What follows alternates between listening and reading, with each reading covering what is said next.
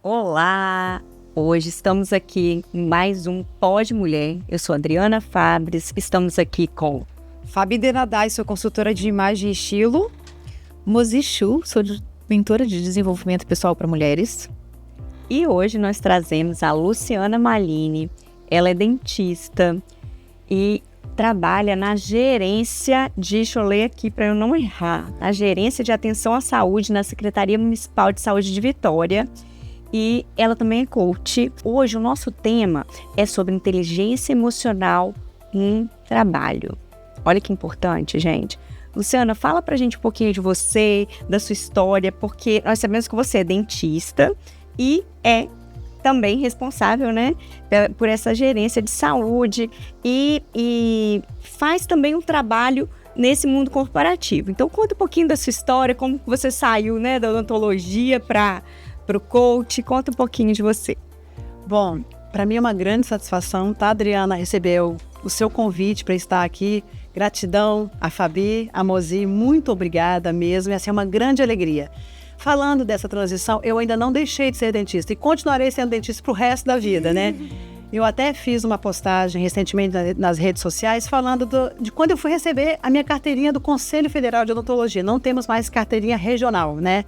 E eu falo que eu tenho a grata satisfação de estar numa carreira, numa profissão que tem por missão trabalhar prevenção, promoção de sorrisos.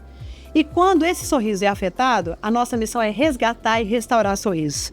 Então, essa trajetória foi uma trajetória que desde muito tempo, desde adolescente, eu sempre gostei de trabalhar, de observar as pessoas. E foi um pouco disso que eu vivenciei na própria faculdade. No curso de odontologia, na disciplina de anatomia, a parte que mais me encantou foi o estudo do cérebro. E desdobrando isso para a mente, os segredos da mente humana. Então, assim, é uma satisfação falar sobre o quanto eu amo cuidar de pessoas, trabalhar com pessoas. E aí eu fui me dedicar ao estudo, fui fazer formação em coach, fui buscar um pouco mais desse assunto e me apropriar, me aproximar com especializações. E onde eu passei, por onde eu passei, eu sempre busquei cuidar de pessoas. Porque falando do mundo corporativo, a gente fala uma grande empresa, seja qual for, ela é formada por pessoas. Por mais que você trabalhe com máquinas, tem pessoas ali cuidando de máquinas. Não somente no nível do chão de fábrica, mas no nível central, na gestão. E a gente, até o ChatGPT, que hoje em dia é uma tecnologia, uma ferramenta, né, de diálogo, de gestão, de várias possibilidades, ele também demonstra um pouco do olhar do ser humano, do cuidado, que quando você vai se reportar a ele, ele pede que você seja gentil. Você não pode ser agressivo. E assim é o meu olhar para o cuidado com as pessoas, que a gente traga gentileza, que a gente demonstre cuidado para essas pessoas. Então, por onde eu passei, eu sempre busquei isso. E o mundo corporativo pede isso. Nós estamos numa sociedade acelerada, enlouquecida por resultados, mas paciente, né? Impaciente, mas eu creio que o resultado principal que a gente busca é ser feliz. E é nessa jornada que eu vou buscando suavizar esse processo, não só para o outro, mas para a minha vida também, que é um desafio. Agora, Lu, como é que você define essa inteligência emocional? Que é um termo que às vezes as pessoas não conhecem, né? A gente está acostumado a ouvir na mídia e tudo, mas defina pra gente inteligência emocional e por que ela é tão importante nesse ambiente corporativo. Bom, inteligência emocional. Nós somos seres relacionais. As nossas rotinas são de relação. Relação em família, relação com o colega de trabalho, relação no trânsito, relação comigo mesmo, porque às vezes eu estou tão preocupada em me relacionar com o outro que eu esqueço de me relacionar comigo mesmo. Eu esqueço do autocuidado, que você sabe muito bem da importância, né? Trabalha nisso e traz assim leveza para a vida das mulheres, das pessoas que você atende. Mas eu preciso buscar essa relação comigo mesmo, o autoconhecimento, o autocuidado. E o que é uma pessoa com inteligência emocional? Ao longo de uma jornada pela vida, na busca da felicidade, um dos grandes desafios é a gente descobrir qual é o meu propósito, para que eu estou aqui, o que eu quero ser, o que eu quero fazer, o que vai me fazer feliz. Porque a felicidade não é um ponto de destino, é um processo, é uma longa caminhada. E ao buscar essa felicidade, por vezes, eu posso me atropelar comigo mesmo. Então, ter inteligência emocional é você adquirir ferramentas internas para que você possa construir um aparato para suportar as pressões externas internas, mas isso demanda treinamento. Um dos primeiros livros que eu li, eu ganhei de presente de aniversário. No primeiro ano de casada, eu falo assim que minha mãe acho que deu de maneira estratégica, né? Foi Inteligência Emocional no Trabalho, porque eu estava começando uma especialização sobre saúde do trabalhador de Daniel Goleman. E ele fala, inteligência emocional é treino, assim como a musculação, assim como a música, assim como a odontologia, a comunicação é treino. E é desafiador, né? Até dentro de casa mesmo, a gente tem que ter esse lidar, né, com as pessoas. Porque às vezes um dia você não tá bem, um dia que você não tá legal, aí conhecer do seu marido também não tá legal, e aí, né? Então esse lidar com pessoas é muito importante. Lu, eu gostei muito quando você colocou sobre inteligência emocional, que é a sua capacidade de lidar com as dificuldades, as demandas que às vezes a vida e os obstáculos que a vida ela traz pra gente. E eu achei muito interessante isso, porque eu acho uma excelente definição para a inteligência emocional.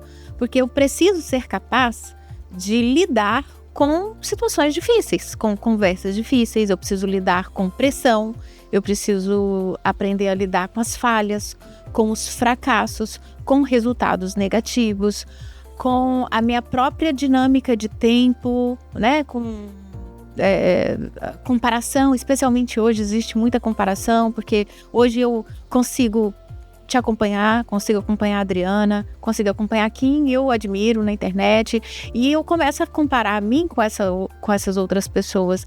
Veja que como a inteligência emocional, ela tá diariamente, a cada instante, trazendo uma narrativa dentro do nosso cérebro para interpretar fatos que vão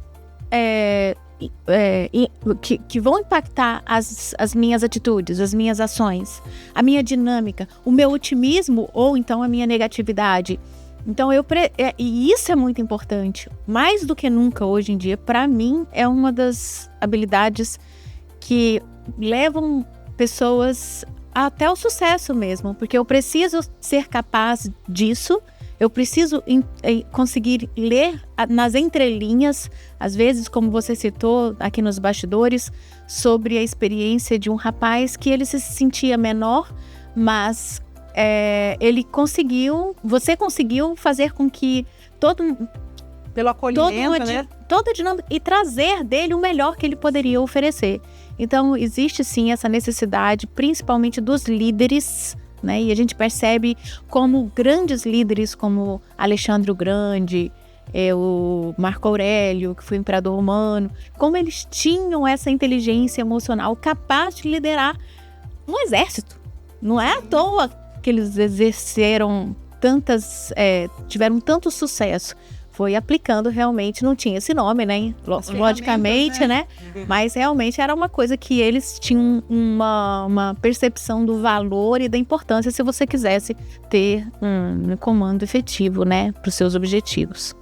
Você falou uma coisa muito interessante. Você falou que nós permanentemente estamos nos comparando, seja com a carreira do outro, seja com a imagem do outro. E o desafio da pessoa que busca desenvolver a inteligência emocional é transformar essa palavra comparação em inspiração. Ele pode me inspirar a ser melhor, mas eu jamais vou ter a vida da forma que ele tem, porque ele tem a sua história, ele carrega a sua história, ele carrega as suas peculiaridades, a sua forma de ser. Então, essa inspiração é o processo do ressignificar. É a história que eu te contei. A pessoa que se sentia de alguma forma inferior, a gente foi traduzindo aquela inferioridade, porque na verdade ela não expressava a necessidade dela, e ela foi ressignificando o espaço dela, e hoje ela se sente útil na equipe. Vamos contar o que eu ia perguntar, justamente isso mais pra frente, mas aí já que você tocou no assunto, conta pra gente assim um caso que você, nesses treinamentos de equipe e tudo, que um caso de sucesso que você poderia compartilhar nesse treinamento, todos esses treinamentos em empresas. Às vezes você tem um caso que você possa compartilhar com a gente. Bom, eu posso falar para você que algumas experiências que eu tive de treinamento, uma delas foi que me chamaram para harmonizar a equipe. Era uma equipe privada, não vou falar o nome aqui, mas a missão central era de harmonização por meio da conduta, da postura, da atitude, na comunicação entre as pessoas. Quando você começa a conversar com as pessoas, transformando ela como atores principais da sua própria história e ela deixa de ser coadjuvante, ela passa a perceber o quanto ela é importante. E aí, no pós-treinamento, eu tive a oportunidade de percorrer o espaço e a pessoa fala assim, nossa, como aquilo que você falou foi importante para minha vida. Eu estou transformando, eu ingressei numa faculdade, eu achei que a minha rotina aqui não cabia a inserção numa faculdade, hoje eu estou fazendo faculdade, ela subiu de posto naquele espaço, na empresa, ela passou por um cargo de gestão e porque ela acreditou, que a princípio ela não acreditava no potencial dela. Então, isso transforma. Quando você olha para as pessoas, você enxergando elas como elas são, sem julgamento, sem querer transformar. Porque transformação, eu não transformo ninguém. Eu transformo somente a mim mesmo. Eu transformo o meu pensamento. Eu não transformo as minhas filhas. Eu posso inspirar as minhas filhas para a transformação. Tem um filme que, eu não me lembro aqui é o caso, o nome desse filme, mas é um que fala sobre a vida de um morador de rua, em situação de rua, que ele pergunta pro personagem, né? Ele fala assim, você sabe o que você faz quando você entrega um prato de comida pra gente? A esposa se envolveu nesse processo, eu não me lembro que é o caso, o nome do filme, e aí ele fala assim, não, a gente alimenta vocês, não, vocês nos enxergam.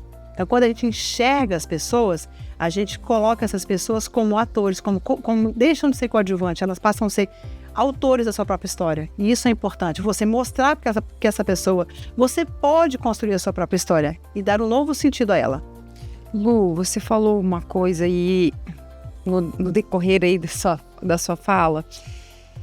Então, uma habilidade essencial para uma pessoa desenvolver a inteligência emocional é não julgar? Não julgar, exatamente. E é um desafio, porque nós nascemos julgadores. Mães, mulheres, nós julgamos a todo tempo. Filho, você é desobediente, olha o seu irmão. E a gente compara. Nossa. A gente julga e compara. Então, é um exercício permanente. Eu falo para minha vida. Eu tenho 2 filhas, 9 anos de diferença. Uma, a mais velha, por vezes, em algum momento na vida dela, quis ser mãe de uma mais nova. Então, ela queria, sabe, ter autoridade sobre a irmã. E esse processo de não recriminar a filha, porque ela está repreendendo a filha por uma advertência, é um permanente exercício. A gente julga, por que você está fazendo isso? Você está sendo autoritária com a sua irmã? Não é autoritária. Ela queria ser, naquele momento, exercer o papel de mãe. Não era o momento dela. Né? Então, assim, a gente tem que, a todo dia, se livrar dessas cascas. Julgamento e comparação. Comparação. Porque isso fere não somente a quem a gente está comunicando, mas a gente mesmo, que depois vem o arrependimento. Vem a mágoa, entendeu? Vem o remorso. O arrependimento, ele é mais proativo. Porque o arrependimento, ele te proporciona mudança de atitude. Você reflete, você fala, eu não agi certo com a Adriana. Eu posso repensar, remodelar essa minha atitude, até com pedido de desculpas, rever de que forma eu agi com ela. Agora, o remorso não. O remorso, eu assumo a culpa, tchau e benção, e eu não consigo, fica mais difícil a transformação. Então, uma forma da gente desenvolver isso no campo das relações mesmo é a gente começar a não em nós, né? Não me julgar, seria esse o caminho, assim? Sim, e qual o caminho? De que forma? A empatia. A empatia. Comigo mesmo é a compaixão, é a autocompaixão. Não é vitimismo, não, né? Não é vitimismo. É entender que naquele momento eu dei o meu melhor, mas eu posso sim aprender com os meus erros. Eu fiz errado, eu errei. E assumir. De fato, assumir. Eu, na função de gerente, não vou dizer que eu nunca errei. De coordenação, de mãe, de esposa, de amiga, eu já errei. Eu errei. Eu queria fazer isso, mas querendo fazer o meu melhor, eu cometi uma falha. Mas eu tô aqui para repensar, para refazer caminhos.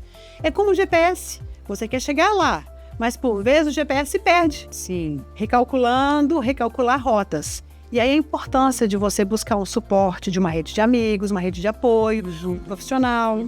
Se for na carreira profissional, o coach auxilia muito. Eu falo, o coach não é psicólogo. As pessoas às vezes têm uma confusão. E em função disso, elas distorcem a função do coach. O coach é um treinador. Uma seleção de vôlei, uma seleção de futebol, um time, ele tem um treinador que tem um objetivo a ser alcançado e vai conduzir essa equipe até aquele resultado. E o fracasso é somente um resultado e um aprendizado. Exatamente. Fracassos são resultados e não fracassos, né? Fracasso é quando você deixa de fazer algo que você gostaria de fazer e não faz por conta do medo. Exato. Mas muito do que a Fabi falou sobre a gente julgar as pessoas, Porque nós temos a maneira como eu vejo o mundo, ela é muito particular minha. Não é a maneira como você vê o mundo, nem a maneira como os funcionários da sua empresa veem. Cada um tem o seu universo.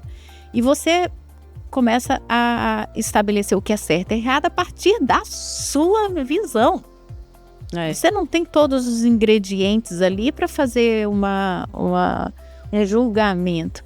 Então, da mesma forma, nós às vezes agimos conosco mesmo, embora tenhamos nossa visão do mundo, nossa visão do mundo muitas vezes também é distorcida. Quer dizer, de certa maneira distorcida. Sim.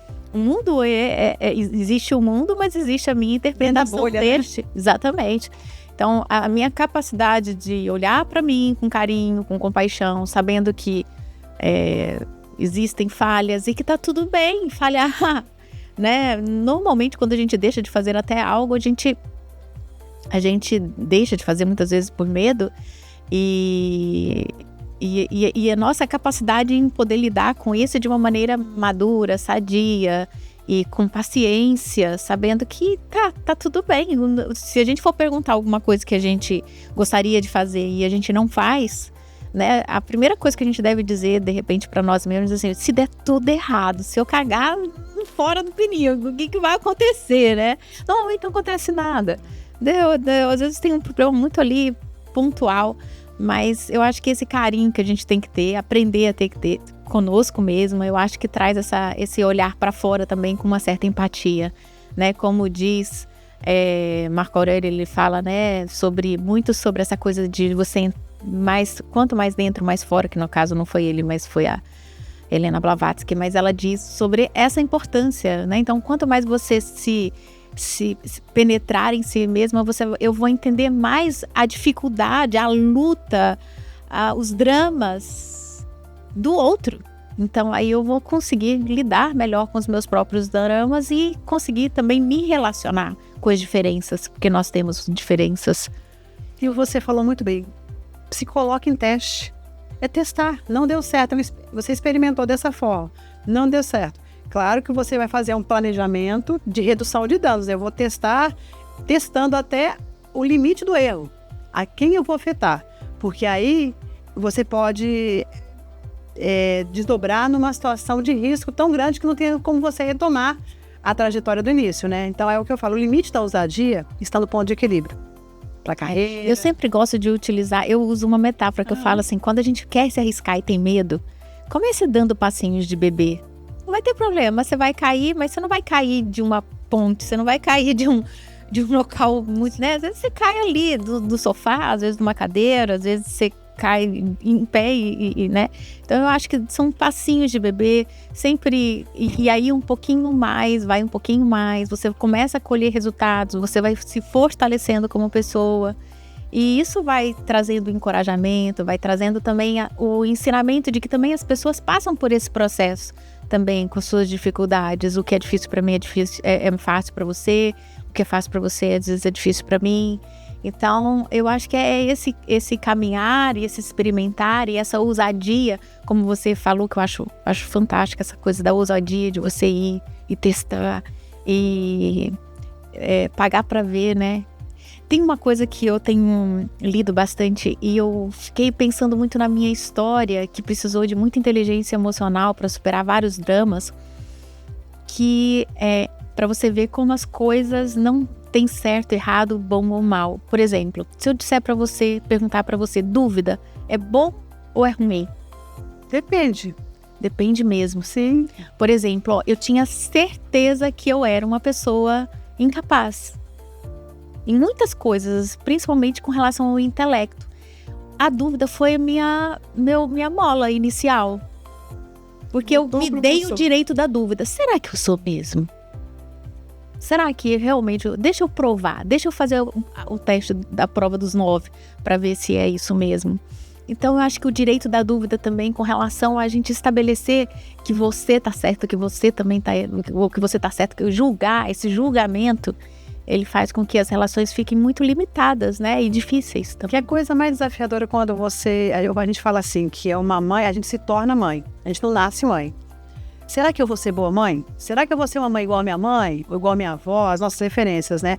Então, a gente vai se tornando ao longo do processo. Então, é uma relação de extrema dúvida. Como educar meus filhos? Quais parâmetros? Então, lidar com a dúvida é um desafio complicado, mas é aquilo que a gente falou. É o parar, respirar, olhar o cenário, construir redes de apoio. Eu falo que são as estratégias mais adequadas. Por quê? Como você falou do pular, né? Se atirar de um penhasco. Se eu estiver perto de pessoas, não, isso aqui não é um buraquinho pequeno não, Luciana, isso aqui é um buraco grande, você pode não voltar. A rede de apoio vai me dar essa leitura que, por vezes, eu estou tão focada naquilo, eu não consigo fazer essa leitura com tanta clareza. Você sabe que dentro do meu trabalho de consultoria de imagem, é muito importante trabalhar essa inteligência emocional. Com certeza. Porque a imagem não é só o que está fora, né? Como o Mosè disse, né? Quanto mais dentro, mais fora. E aí, quando a mulher realmente ela consegue se conectar, ela consegue se autoconhecer, ela começa a deixar de se comparar com a internet, com a influência, ela pode se inspirar, mas ela não fica vítima de uma moda, porque a moda é o coletivo. Estilo é o quê? É o individual, né? Então, a inteligência emocional focada na imagem realmente esse o caminho. Achei lindo isso que você falou. Quanto mais dentro, mais fora. Eu preciso transbordar. O que está fora tem que o que está fora tem que mostrar o que está transbordado. Exatamente. Isso aí. Eu não posso parecer ser calma. Eu tenho que ser calma. Ou seja, mas isso nem todo dia é possível, como a Adriana começou falando. Então, eu falo que eu gosto muito do Augusto Cury, que ele fala, a oração do sábio é o silêncio. Então, há momentos que você está aqui, para falar tudo que a sua raiva... E também não dá para represar a raiva tem que ser transformada, porque represar a raiva adoece, tá? Raiva represada, ela adoece, fisicamente. Então, é você compreender o que essa situação está me deixando dessa forma.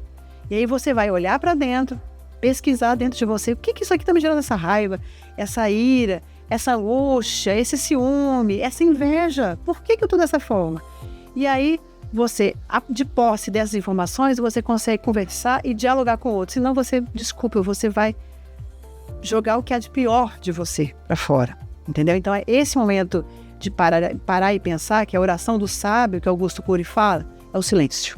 O silêncio, por vezes, é a melhor resposta. E nada como uma noite de sono para recobrar... É verdade, o Freud já dizia isso. Inteligência emocional.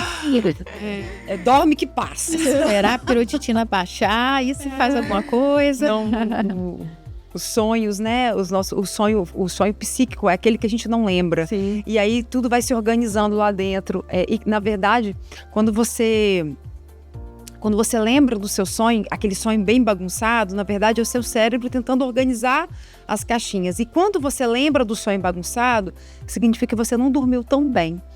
Mas é verdade, eu acho isso fantástico. Dorme que passa. É isso aí, galera. Dorme que passa. É muito legal. Aí a inteligência emocional tem essa que para mim todo tipo de ciência e inteligência emocional você tem que ter meio que uma caixa de ferramentas, né? Mas todo de ferramentas você vai tirando. Perfeito. Então, por exemplo, o silêncio é uma ferramenta. Fala mais. Vai falando aí, gente. Vai falar o silêncio. Eu acho que o dormir também. Imagina, por exemplo, você tá pé da vida. Adoro com dormir. Seu marido, com as situações aí do dia, muita raiva, e você não tem mais energia. E pronto, o dia amanheceu. Aí você diz assim, nossa, não estava tão brava tanto assim. Parece que baixa, sabe? Assim, o negócio senta poeira. Você fala, nossa vida. As coisas não são tão complicadas assim. Eu achei que eu não ia dar conta e tô dando conta. E tem uma coisa que eu ensino muito, eu sou mentora de mulheres, eu trabalho em desenvolvimento pessoal. Eu não me considero coach, mas uma treinadora de mulheres, que na verdade é a mesma coisa, né? Mas uma treinadora de mulheres que querem resultados extraordinários. E uma coisa que eu digo assim, olha, eu posso até desistir. Sabe aquele dia que a gente tá assim, você diz assim, meu Deus, eu não vou dar conta. É muita coisa, eu não vou aguentar, eu não sei se eu sou capaz, eu não sei o quê. Eu acho que eu vou desistir, mas hoje não. Quem sabe amanhã. que aí dá tempo de você sentar, abaixar a coisa. Então eu sempre falo assim, olha, você pode até querer desistir, mas hoje não. Quem sabe amanhã? Então eu tenho esse chavão sempre com ela, sabe? E é exatamente deixar que a noite venha, que o dia amanheça. Aí você consegue baixar as coisas, consegue recuperar as forças, a energia, a esperança que é tão necessária pra gente continuar nessa jornada da vida. Nesse caso, não é procrastinar. Ela não está procrastinando. Ela está adiando uma tomada de decisão. É uma pausa estratégica. Exatamente, uma pausa estratégica. E disso eu vou falar uma estratégia que eu aprendi com uma ex-secretária que já não está mais entre nós. Eu, no cargo de diretora, né, numa certa reunião, ela falou assim, mantenha sempre na sua sala. Eu carreguei isso desde que ela falou para mim. Eu tinha cafezinho, né, aquele café instantâneo. Aí ela falou assim, tenha sempre chá na sua sala. Aí, para oferecer ao paciente, porque eu como diretora, às vezes o paciente é exaltado, insatisfeito com alguma situação, para você conduzir a situação. Aí um colega meu falou assim, mas se o paciente não quiser aceitar o chá não é para ele, é para você.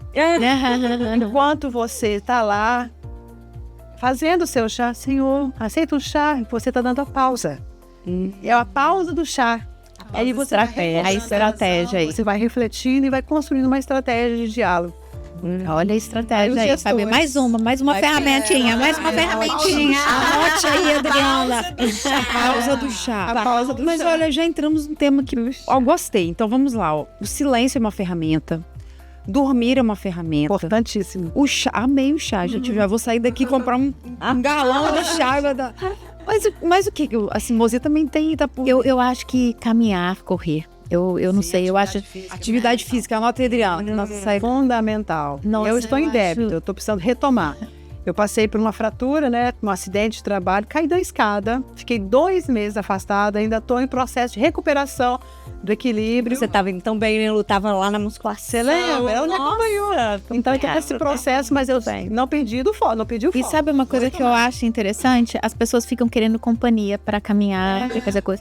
Não, meu Deus, se liberte, se desvencilhe disso, por 2 razões principais. Primeiro, porque você fica sempre na dependência do outro ir junto com você.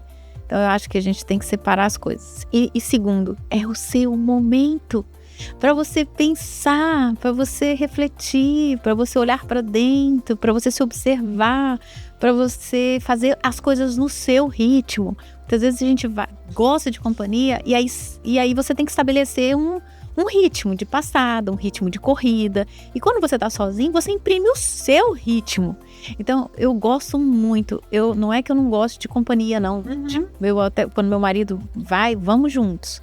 Mas eu não deixo, e até gosto de ir sozinha. Eu entro no meu mundo, eu digo, isso aqui é meu. E é muito interessante quantas respostas começam a surgir por conta do movimento. Eu acho que os hormônios, as endorfinas, as serotoninas, as dopaminas, elas vêm prazer e começam a clarear. Quantas coisas se clareiam, pelo menos para mim, né? Às vezes eu saio com uma dúvida, eu já volto com o resultado dos resultados. É muito de como lidar. E é um enamorar-se, né? É o que você falou, porque às vezes você vai com outro para conversar sobre a vida a 2. E o enamorar-se, eu me amar, aprender a me amar, naquele processo de autoconhecimento, de autoamor, de autocompaixão mesmo das minhas fragilidades. Eu preciso trabalhar isso aqui. Não é o vitimismo, como a Fabi falou muito bem. Vitimismo é, nossa, coitadinho de mim, a Gabriela, né? Aquela síndrome de Gabriela. Nasci assim, eu sou assim, vou ser sempre assim. Não, eu posso melhorar. Eu posso, sim, eu sou capaz. E você vai se namorando e vai se percebendo enquanto vocação a trilhar um novo caminho. É porque às vezes a gente vai querendo cuidar muito do outro e esquece de se olhar. E às vezes na correria do dia a dia você não se olha nem no espelho. Você nem pensa na roupa que você vai vestir, você nem se organiza para isso, para se arrumar, para se vestir. E aí você vai se olhar no espelho e fala assim, nossa, realmente tô envelhecido. O que eu posso fazer para melhorar? Sim. Porque hoje em dia a gente tem uma gama de coisas tão simples e fáceis que a gente pode fazer para a gente se cuidar e se sentir melhor, né? Se sentir, porque às vezes a gente tem toda a energia, toda a jovialidade dentro da gente, mas aí quando você se olha no espelho, você não faz uma maquiagem, você não se cuida, né? Às vezes o que eu falo sempre, a fã do Botox, às vezes um simples Botox dá uma uma rejuvenescida, né? A Lu chegou aqui hoje, conta pra mim, Lu. Não, eu cheguei, né? Passei, ontem um colega minha virou pra mim e falou assim, Luciana, nossa, você tá com o olhar mais, como é que ela fala a expressão que ela usou? Mais alto. Eu falei assim, eu fiz um botox recentemente com a Adriana Fabres. Minha amiga, minha profissional, assim, que eu tenho um carinho especial muito grande. E é o que a Adriana tá falando. Às vezes, a nossa mente não está conectada com o nosso corpo. A nossa mente é jovem, mas o corpo está pedindo para acompanhar a mente, né? Que é o desafio do envelhecimento também, né? Que a pessoa ainda se acha com 20, com 15 anos. Mas a gente pode contribuir com o próprio corpo, com esse autocuidado, com esse carinho, né? Uma coisa que é fantástico para mim é a gente trabalhar a nossa fisiologia. E fisiologia, que eu me refiro em tudo, é os gestos, é realmente o autocuidado. Por exemplo, vamos supor que eu super admire a Adriana e falo, cara, nossa, Adriana, eu não quero copiar a Adriana, mas eu quero modelar o jeito dela ser. Eu acho lindo o estilo dela, Então, eu começo, como será que ela age? Como ela respira? Como ela caminha? Quais são os gestos dela? E você passa a tentar isso. Aí deixa eu fazer. E você começa, depois você vai pegando o seu jeito. Mas essa coisa da modelagem, eu acho que a modelagem é algo muito legal para a vida da gente. Quando eu admiro alguém, eu fico, gente, o que ele faria? Por isso que eu tenho meus mentores. Eles nem sabem que são meus mentores, mas eu tenho. Também tenho. Alguns. Né? O Will Smith pra mim é um, o Robbins pra mim é o outro. Então eu fico assim, gente, nessa situação que eu tô, como é que ele se comporta? Então eu sinto como eu imagino que ele senta. Eu respiro como eu acho que ele respira. Eu cuido da minha pele como eu acho que ele cuida da pele. Nossa, como é que ele faz isso? Nossa, como é que... Entendeu? Então, a passada, o meu passo, a minha... Então, o corpo, ele precisa estar congruente com aquilo que eu quero pra mim. Não adianta só eu pensar, não adianta só eu estudar, eu tenho que mostrar isso através do meu corpo. Olha que louco isso, olha a importância dessa postura, desse olhar, dos meus gestos, do jeito que eu falo, o timbre da minha voz. Minha voz, ela expressa aquilo que eu quero trazer. Se não, trabalhe sua voz. Module ela. Qual a sua referência? Então, eu acho que as referências, elas são fundamentais para nos dar um direcionamento, um GPS, sabe como que é? E aí você olha para aquela direção e você diz, é aquilo. E aí você vai indo, você diz, não, isso aqui é muito legal dele, mas eu me sinto mais à vontade assim. E você vai criando a sua identidade. Mas a gente nasceu modelando. Você começa, seu filho, sua menina modela você. É isso aí. Você deu uma dica aqui pra Fabi, tá? É a alta costura emocional, hein? Ó, a alta costura de roupa, né? Nota isso daí, Adriana. Nota isso daí, Adriana. Eu tô trabalhando com as ferramentas de alta costura, né? Que é a modelagem, né? Aquela roupa feita sob medida. E aí a gente vai fazendo isso com a nossa própria vida, né? O que cai bem na minha medida, né? E aí essa balança que você vai fazer. O que ela falou, isso não me cabe, isso me cabe, isso aqui... Mas a gente começa modelando, não tem jeito, a gente começa com uma referência, entende? Você não começa do nada, eu começo gostando de algo me atrai. Inclusive os filósofos, eles dizem que quando a gente admira o belo, parece que é algo que a gente tem saudade da gente mesmo. Verdade. Quando algo nos toca emocionalmente, nos arrepia, você diz assim, nossa, isso me lembra algo que às vezes eu nem vivi, mas ela tá dentro de mim e às vezes tá encoberta. Sabe? Então eu gosto muito disso. Por isso eu gosto de coisa bonita, gente. Me perdoe, adoro coisa bonita. Agora adoro gente bonita. O belo, me desculpem. Dizem que quem gosta de feio é intelectual. Porque eu gosto mesmo. Deve encantar ele, né? Ele enxerga bem. Mas pra mim o belo é muito bonito. As coisas cheirosas são muito bonitas. A apresentação sempre é muito bonita. E eu acho que a gente tem que valorizar isso porque isso inspira. Né? Eu, por exemplo, eu gosto muito de uma casa bonita, cheirosa. A casa da Adriana é a coisa mais linda do mundo, né? Então, quando eu chego lá, aquilo me inspira. Me inspira o quê? Me inspira a cuidar de mim, ser mais bonita, valorizar as minhas coisas, ver o mundo de uma maneira, né, mais abundante. Sim. Né? Então, eu gosto muito disso. E eu tento trazer isso para minha realidade. Isso aí. Agora, Lu, no trabalho, assim, qual os desafios que existem nessas relações entre pessoas nas empresas, porque eu acho que tanto empresas grandes quanto pequenas enfrentam esses desafios, né? Quais são os desafios que você vê nessa gerência do trabalho em equipe? A gestão do tempo é o principal desafio, né? De você definir o que é importante, dentro do que é importante, o que é urgente, o que não é urgente. O que eu posso delegar, o que eu preciso fazer agora, o que eu posso agendar, deixar para depois, o que eu posso eliminar da minha agenda. Isso está me distraindo, não vai me fazer chegar onde eu quero chegar. Né? Então a gente faz tipo um jogo da velha, né? E coloca importante e urgente. E aí você vai selecionando a sua agenda, você vai priorizando a sua agenda. Isso é muito importante. Isso, por exemplo, vim gravar esse podcast, eu não podia mandar ninguém gravar por mim, tinha que ser eu aqui. Né? Então você prioriza aquilo na sua agenda. Mas talvez uma outra atividade que um colega pudesse fazer, eu delego aquilo. Entendeu? Então, é esse gerenciamento. E com base em pessoas, que são pessoas que entregam resultados, não somente máquinas. A gente tem uma mentalidade, aquela fábrica, né, do célebre, aquele filme de apertar os parafusos, né? A nossa mente é de toda a linha de produção, seja de serviço, Charlie Chaplin, né? Uhum. Aquele filme dele. E a gente pensa que pessoas são como máquinas. Aperta o parafuso aqui da Adriana que ela vai desempenhar um trabalho melhor. Não é assim. Nós somos seres relacionais. Como é que está a relação da Adriana no ambiente de trabalho dela? O ambiente influencia. Então, se o ambiente não estiver proporcionando uma melhor condição, como a Mozi falou, às vezes a casa não está proporcionando melhor condição, eu preciso mudar por vezes o ambiente ou tirar aquela pessoa daquele ambiente. Talvez ela possa ser mais produtiva e também mais feliz num outro espaço. Não é que eu tirei a pessoa dali. Ela não está satisfeita ali. E aí, em outro espaço, eu faço uma tentativa. Não foi possível? Por vezes, ela vai ser mais feliz e mais produtiva em um outro espaço, que ela se sinta mais acolhida, mais aconchegante. Então, a gestão do tempo Ambiente. e ambiente. Oi, Fabi, mais dois itens aqui para nossa anotação. Adorei. Né? Outra coisa, meditação, tá? Pode botar aí meditação, mindfulness, respiração. Meditação/oração. Isso, oração. Respiração consciente. Tem uma técnica que eu gosto muito, que me ajuda, assim, fortemente. Somente quem quer emagrecer, tá? Porque as nossas células, elas se sentem alimentadas quando a gente faz uma respiração adequada.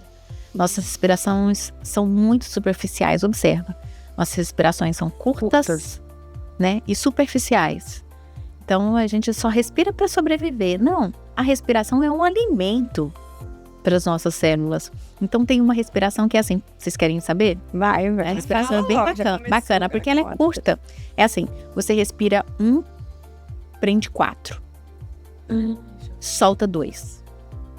Respira 2, prende 8, solta 4. Então, é sempre múltiplos de 4. Então, eu tenho 1, 4. Normalmente a gente consegue fazer isso até o 7, mais ou menos. Nossa, quando você termina assim, sabe? Às vezes você faz... Vamos supor que a gente tá louca pra soltar os cachorros. Exatamente. Ou então a gente tá louca pra comer alguma coisa que a gente sabe que, poxa vida, vai sair da minha dieta. Faz a respiração e depois você diz assim. Antes da respiração você diz assim, de 0 a 10. Quanto eu tô com vontade de comer esse pudim? Ai, meu Deus, tem uns pudins que são maravilhosos. 10. Aí você faz a respiração, você pergunta, e agora? De 0 a 10, quanto que você tá com raiva, de repente, né? Então você dá uma baixada, então você consegue, sabe? Então, são técnicas que você utiliza para poder se gerenciar, né? Verdade. Fabi, você falou uma coisa aí sobre oração. Eu vou te falar de uma pessoa que está aqui nessa mesa, que é uma inspiração para mim, sabe, de muito tempo. Certa vez, acadêmicas, nós passamos por um acidente de trabalho. Acidente acadêmico. Ana vai lembrar dessa história. E numa determinada aula, essa pessoa, nossa amiga aqui, Adriana, ela passou por uma situação que ela... Posso contar? Pode. O cabelo dela, lindo, aqui assim, grudou no recortador de gesso. E a gente, na hora, a turma apavorada, não sabia o que fazer, era puxar da tomada. Mas a gente tentando achar a tesoura, ela teve scalp parcial do couro cabeludo, em plena sala de aula. A turma de odontologia inteira. E o scalp, gente, qualquer corte é uma dor absurda. Imagina você sofrer o scalp parcial. Ela passou por isso. Nós fizemos UFs, naquele mesmo momento a gente socorreu ela, pegou ela, não sei como arranjaram alguma coisa, não sei se era não lembro como é que foi. Era uma toalhinha. Uma toalhinha, rebateram, botaram de volta, e um colega levou ela no colo, e a todo momento, até o ambiente do pronto-socorro, ela não parou de orar. Ela foi em oração o tempo todo. Rezando o Pai Nosso. Rezando o Pai Nosso, Ave Maria, o Pai Nosso. Eu acompanhei ela até o centro cirúrgico. Ouvi uma piada de um médico. Quando o médico foi dar sutura, eu falei assim, nossa, nós usamos essa agulha de sutura aí. Vocês usam essa agulha de sutura? Como se fosse assim, né? Como que vocês fazem isso? Mas assim, ela teve o couro cabeludo suturado, mas a todo momento, o que amenizou a dor dela naquele momento foi oração. E eu tenho uma profunda admiração por ela. Nossa, foi que eu tava assim, você faz o quê? Você vê aquele sangue descendo, aquela pressão na cabeça. Aí eu falei, o que eu vou fazer? Eu vou orar, vou pedir a Deus que me dê forças. E aí eu comecei a orar o Pai Nosso e tudo, né, que é a oração que Jesus nos ensinou. Eu fui orando e aquilo me sustentou de conseguir chegar lá, né, com o apoio de todo mundo, pega no colo, bota na maca, foi uma confusão danada e Deus encaminhou e foi tudo bem. Bacana. Luciana, dentro aqui do que a gente tem para perguntar, tem uma pergunta que a gente não fez ainda, Adriana, que diz assim, ó, quais sinais levam à busca de uma ajuda profissional como a sua? A falta de harmonia de uma equipe. A falta de harmonia de uma equipe. O resultado nem sempre, porque o resultado é fruto de um percurso. Mas a falta de harmonia, ela é um sinal importante. As pessoas não se conversam, não se falam, a dificuldade de comunicação. E aí, esse desequilíbrio é o start. Tá desarmonizado. O que está acontecendo? Eu estou precisando de ajuda. Porque aí vai ser um efeito dominó. Nada vai ser entregue. Uhum. E os líderes, eles conseguem fazer essa leitura de que precisa de alguém para trabalhar essa inteligência? Porque os líderes, na verdade, eles meio que, se eles assumirem isso, eles estão assumindo que eles estão falando. Falha deles. E aí? Normalmente, quem é que traz esse profissional? É o líder mesmo ou é alguém acima? Como que é? Os líderes que assumem a sua vulnerabilidade de necessitar ajuda, esse sim. Eu te falo que eu vim assumir essa gerência por inspiração de trabalhar com a secretária Magda, que falei com vocês aqui inicialmente. Eu sou admiradora do trabalho dela. Ela é uma gestora, administradora de empresa, né? Mas tem uma sensibilidade muito grande para a equipe, para a gestão de equipe. E ela se assume nessa situação de vulnerabilidade. O que a gente está precisando melhorar? Então, o líder com a escuta ativa é uma ferramenta importante. A escuta ativa. Né? É aquela coisa assim, eu não sou o dono da autoridade, eu não sou o dono do saber, mas eu partilho o saber, eu faço parte dessa partilha. Esse consegue construir e reformular e fortalecer equipes. Agora, aquele que se coloca na condição, eu sou forte, eu sou o dono da situação, eu mando e você obedece, esse vai sofrer um tanto, não só ele, mas a sua equipe também. É isso aí. Agora, Lu, já estamos caminhando para o final, fim do nosso podcast. Antes vamos falar que a gente ganhou, ó, um presente, né, que a Lu dá nos treinamentos dela, incentivar a beber água, né? Aquela pausa para água, né, estratégica. A pausa para água também é importante, né, que a gente faça essa pausa pra gente se... Não, aí dentro tem uns bem lacradinhos, você também. É bem lacrado pra gente pensar se a gente vai comer ou não chocolate. Vamos respirar aqui, mozinho. Respirar, dá pras crianças, que elas podem mais do que nós. Agora, Lu, sempre no final do podcast, a gente fala, se você pudesse deixar uma frase estampada em todos os lugares do mundo, essa frase vai estar traduzida e vai estar focada em mulheres. Então, todas as mulheres do mundo vão saber. Lá na Times Square vai estar grande, vai estar lá na Ponte de Londres, vai estar na Torre Eiffel de Paris. Qual mensagem você deixaria para essas mulheres que estão escutando a gente?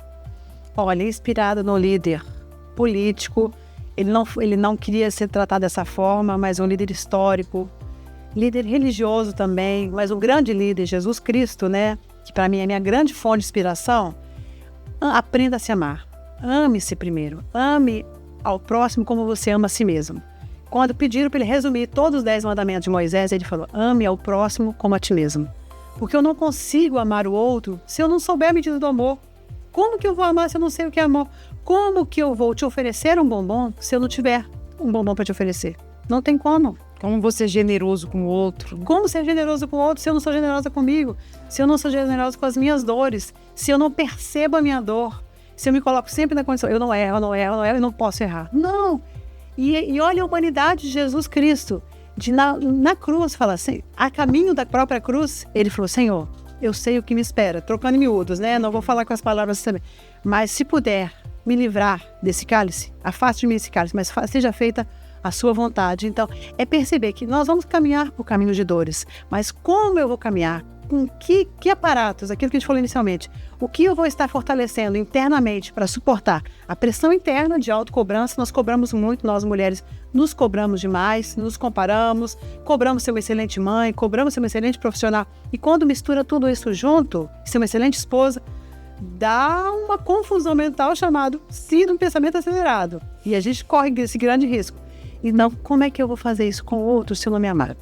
É importante que a gente, nesse percurso, saiba passar pela pressão interna e suportar a pressão externa. Então, primeiro se amar. Se amar, auto-amor. É o que a gente sempre fala aqui. Se ame, minha filha, se ame, porque se você não se amar, ninguém te ama, não. Não é? Ué? Qualquer amor te serve, né? Qualquer amor te serve. Isso aí. Gente, então, estamos encerrando por aqui. Siga a gente no YouTube, no Instagram, no TikTok, qual é o outro lá? No Spotify. Então a gente está em todas as redes e qualquer dúvida pode colocar, pode comentar. A gente está esperando vocês no próximo Pod Mulher. Toda quarta-feira, às 20 horas, tem episódio novo para vocês. Bem. Um beijo, fiquem com Deus. Tchau!